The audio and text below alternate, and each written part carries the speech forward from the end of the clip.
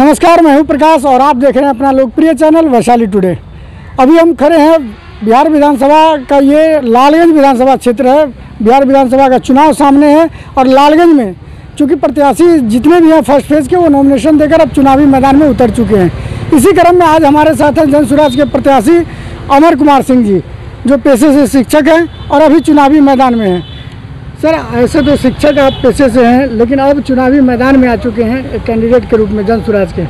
जी, कैसा रिस्पांस मिल रहा है? सबसे पहले आपके दर्शकों को मेरा प्रणाम और आपका आभार कि आपने अपने चैनल पर बात रखने का हमें मौका दिया है। आपका सवाल है जैसे कि शिक्षक के रूप में, तो आप अगर आप देखेंगे कि आज़ादी से पहले की बात अगर देखते हैं तो हमारे देश के जो आज़ादी के जितने हीरो रहे हैं, नायक रहे हैं, उनकी डिग्री देख लीजिए आप। वो ब्रिटेन पढ़े हैं, बैरिस्टर हैं, गांधी हैं, नेहरू हैं या अम्बेडकर हैं, जिनको भी ले लीजिए बैरिस्टर हैं या अपने अपने विश्व लेवल पर अपने कीर्तिमान हासिल किया है। लेकिन आज़ादी के बाद जो डिक्रीजिंग ऑर्डर में गया, तो आज पता चलता है कि आज डिबेट होती है टीवी पर कि ये 9वां पास है, अब मिल गया है 7वां पास मिल गया है। तो ये डिक्रीजिंग ऑर्डर जो टूटा है एजुकेशन का, और ऐसे अकुशल लोगों को हाथ में जो बिहार का नेतृत्व गया, यही दुर्दशा का कारण है।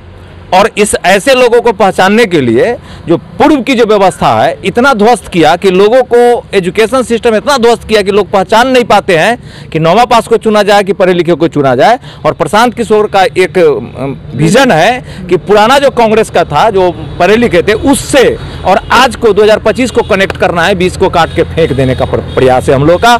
हम लोग को बीच के कचरा को देखना ही नहीं है।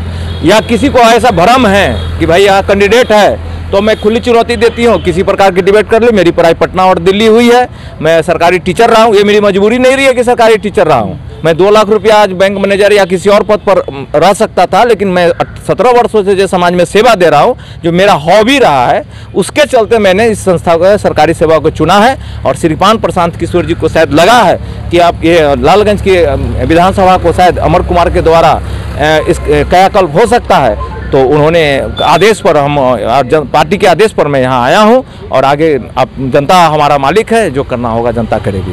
चुनाव में पढ़ाई, कैंडिडेट की पढ़ाई को लेकर जो चुनाव नहीं कहिए, राजनीतिक में जो आपने चर्चा छेड़ा है, तो निश्चित तौर पे अब कई सारे ऐसे कैंडिडेट हैं, जैसे विपिन सर हैं, शिक्षक से पेशे हैं, आप हैं, अभी जो लालगंज में एक प्रत्याशी आई हैं, वो भी कह रही हैं कि हम, मतलब उनका भी डिग्री लंदन से है, LLM की हुई है। तो एक नया दौर आ रहा है, इसकी चर्चा आप कर रहे हैं। हाँ, निश्चित रूप से डिग्री मेरे पास भी है, लेकिन वो डिग्री यूजफुल है या नहीं, वो ज़मीन पर दिखना चाहिए। आपने पढ़ा, जैसे हालांकि आपका डिबेट बड़ा हो जाएगा अगर मैं उदाहरण दूँ कि कभी कभी मैं बच्चों से पूछता हूं कि जो तुम डिग्री लिए हो, जो तुम पढ़ते हो, तुम डेटा रटते हो, वो एजुकेशन का पार्ट, बहुत छोटा पार्ट है, एजुकेशन नहीं है। डिग्री लेना एजुकेशन नहीं है। वो एजुकेशन से समाज को कितना लाभ होता है, मानव जाति को कितना व्यवस्थित करने में लाभ पहुंचाता है, और नहीं तो वो कागज का टुकड़ा है जो 2 पैसे में मिलता है। मैंने प्रयास किया है और बिहार का पहला कार्यक्रम मेरे यहाँ से शुरू हुआ है। मैं आपको भी आमंत्रित करता हूं कि बसंतपुर आके, आज भी चलती है, देख लीजिए। और मैंने 10 ब्लॉक में ब्रांच खोला था। कोविड काल में थोड़ा सा वो कमज़ोर हुआ है, लेकिन अगर वैशाली और खासकर लालगंज की जनता अगर मौका देती है, तो मैं इस 2 ब्लॉक, खासकर निश्चित रूप से मैं इस बच्चों को पटना दिल्ली प्रतियोगिता परीक्षा के लिए जाने नहीं दूंगा। यहाँ मैं ब्रांच खोल के सारे सिस्टम के साथ मैं काम करूँगा और उन डिग्री को धत्ता दिखाते का प्रयास करूँगा। ये जो कई लोग कहते हैं कि आप फ्री ऑफ कॉस्ट भी पढ़ाते हैं, इसका कितना लाभ मिलेगा चुनाव में? ये तो थोड़ा सा कहना मुश्किल काम है, क्योंकि लोगों की मानसिकता ऐसे जड़ दिया गया है कि जैसे उदाहरण के रूप में ले लीजिए कि अगर सबसे हमारे ज़मीन पर सबसे शक्तिशाली हाथी है, और हाथी को अगर पकड़ के लाइए और 5 साल सिक्कर से बांध दीजिए और उसके बाद उसको छोड़ दीजिए और एक धागा से बांध दीजिएगा, वो नहीं भागेगा। यानी मानसिक रूप से वो तैयार हो गया है कि भैया हम बंधे हुए हैं, अपनी ताकत को भुला दिया गया है। तो ये लोग इस तरह से डिक्रीजिंग और ढांचा तैयार किया है, इस तरह से ट्रेंड कर दिया लोगों को कि जिसके आगे पीछे अगर 20-50 गाड़ी नहीं है, धन बल वाला नहीं है, कुछ भाड़े पर लट्टू नहीं है, इसका मतलब ये नेताजी ना चली है। तो ये मानसिकता बना दिया गया है लोगों को, जो हम लोग तोड़ने में लगे हुए हैं।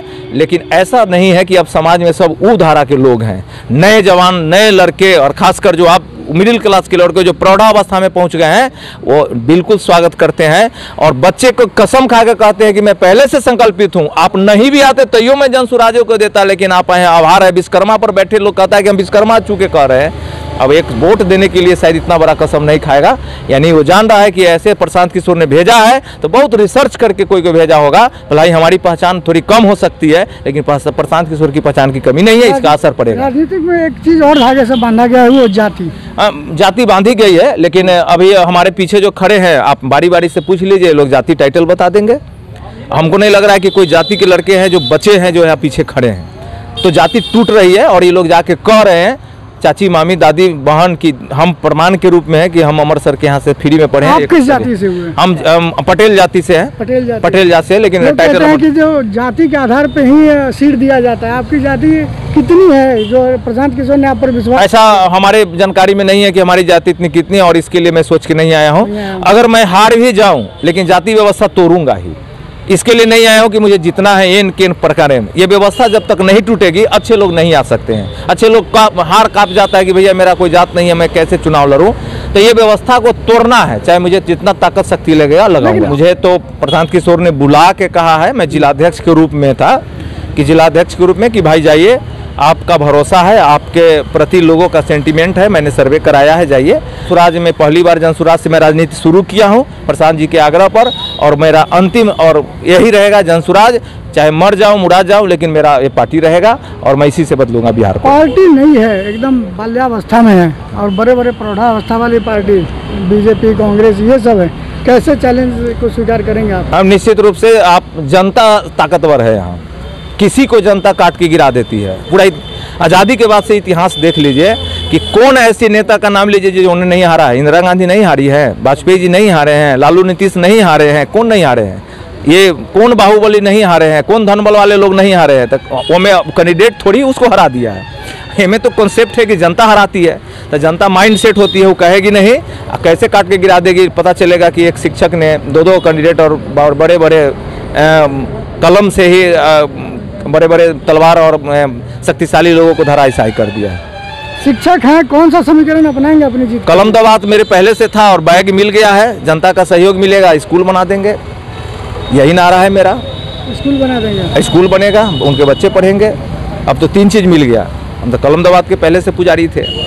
तो इतना विकास का दावा किया जा रहा है कि विकास हमने किया, तो फिर आपको जगह कैसे मिले जनता के दिल में? नहीं, हम कह रहे हैं कि अगर मौका मिला तो 180 डिग्री से, मैं 180 डिग्री से शिक्षा व्यवस्था को घुमा दूंगा, क्योंकि मैं उसके दर्द को झेल के आया हूं, मैं देख के आया हूं। मौका नहीं मिला था, अगर श्रीमान प्रशांत जी के नेतृत्व में मौका मिला, मुझे कोई सलाहकार बना ले जब सरकार बनेगी तो मैं बता दूंगा कि कैसे शिक्षा घूमेगी। और इसके लिए कई बार हम लोगों को चर्चा श्रीमान प्रशांत किशोर जी से इस पर हुई है, और उसकी बातों को उन्होंने रखना शुरू भी कर दिया है कि शिक्षा व्यवस्था कैसे ठीक होगी। अगर एक शिक्षा व्यवस्था शुरू ठीक कर दीजिए तो ये रामबाण है, सब चीज़ ठीक अपने आप ठीक हो जाएगा। अपने जीत के प्रति आश्वस्त हैं? निश्चित रूप से, बहुत बड़ी टक्कर है, कोई दिक्कत नहीं है, जनता हमारे साथ है। तो पहले ही बोल दिया हूँ, अब उसको रिपीट नहीं करवाइए। जीतेंगे तो क्या आपका मुख्य लक्ष्य होगा? शिक्षा। कौन सा? शिक्षा पहला, उसके बाद सभी के सबसे बड़ी कमजोर कड़ी लोगों का शिक्षा है।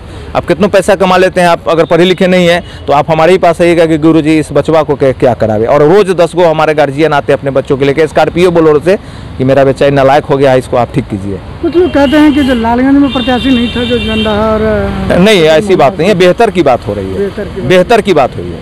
मैं कहिए तो मैं नाम लेके बता देता हूँ, लेकिन कहे अब बुलाइएगा, अब छोड़ दीजिए। वहाँ मारामारी चल रहा था, मैं वहाँ था भी, लेकिन कहा नहीं, बेहतर की बात करेंगे।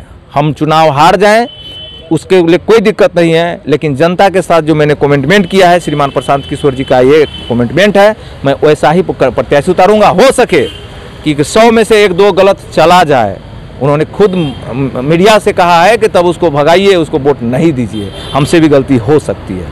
तो मैं उसी की कड़ी हूँ, एक पार्ट हूँ। तो ये थे अमर सर जो अभी जनसुराज के प्रत्याशी हैं और अपने लिए वोट की अपील कर रहे हैं, जनता से समर्थन मांग रहे हैं। फिलहाल आप इनके बारे में क्या सोचते हैं कमेंट बॉक्स में ज़रूर बताएं। कैमरामैन मुकेश कुमार के साथ प्रकाश कुमार मधु, वैशाली टुडे।